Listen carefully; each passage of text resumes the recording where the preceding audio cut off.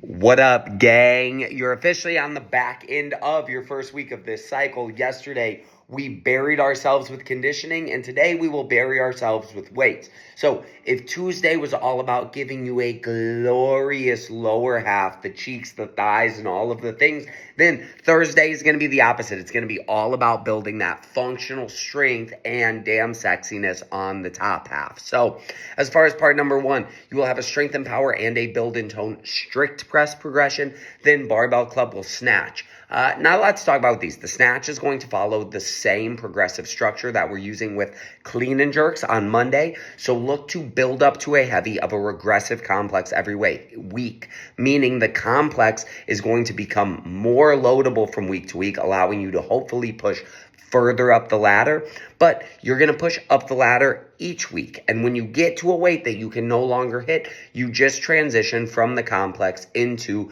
sets of pulls so that you're getting additional repetitions at weights that you are not currently capable of lifting in an effort to be able to lift them in the future. Strength and power, build and tone, you're going to alternate between two different strict press progressions in an A week, B week format. One thing I want to note about the strict press is often as people become more serious about CrossFit, strict press can, for whatever reason, become one of the things that they tend to take off of their weekly programming. And here's why that doesn't make sense.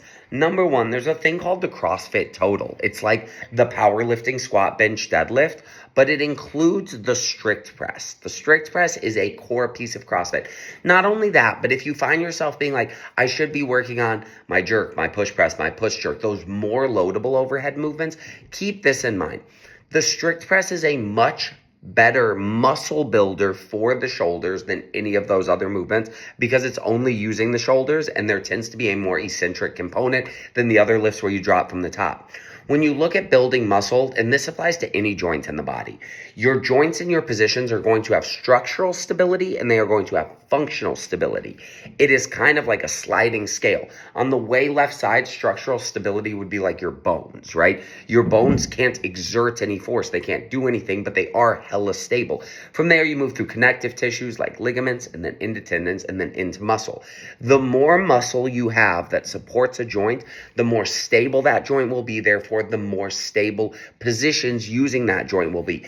If you want the catch of your jerk to be very stable, and if you want the catch of your snatch to be very stable, then the strict press is probably the single best movement that is going to help create muscle in the shoulders that then will allow the shoulders to stabilize against truly heavier and more loadable movements like the jerk. So even if you're snatching today, my big recommendation to you would be to make the strict press your second part of training instead of doing just the accessory work. Snatch and strict press is a great way to build up your overhead strength in the snatch if that's your main goal. Otherwise, if your goals are just to be jacked and strong, the strict press is going to be a much better route to follow.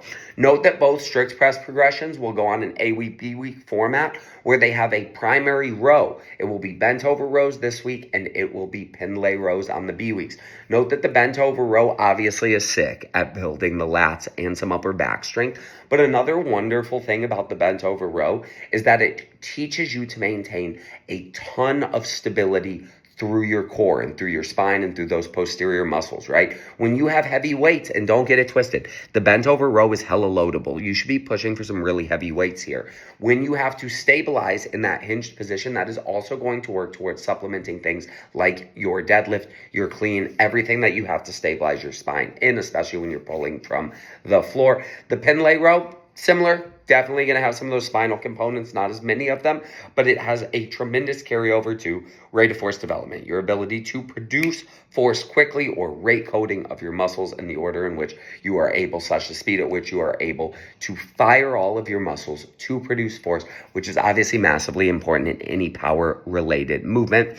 As you move into your accessory lifts today, look to prioritize really heavy on the dips this week / dumbbell bench and alternate weeks, because because pushing really heavy in this accessory pressing movement is meant to supplement your goals of having a massive bench, which we're working earlier in the week, come super total. So this is a progression, a true progression that will be used to supplement your bench press progression.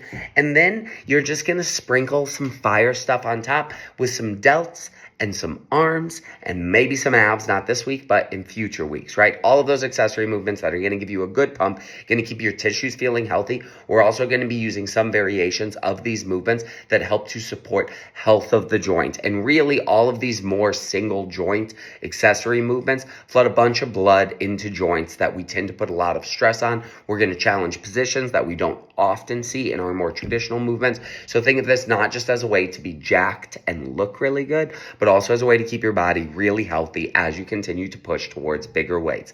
Get after it. Get a good pump in. We'll see you in the jungle, gang. Peace. Yo.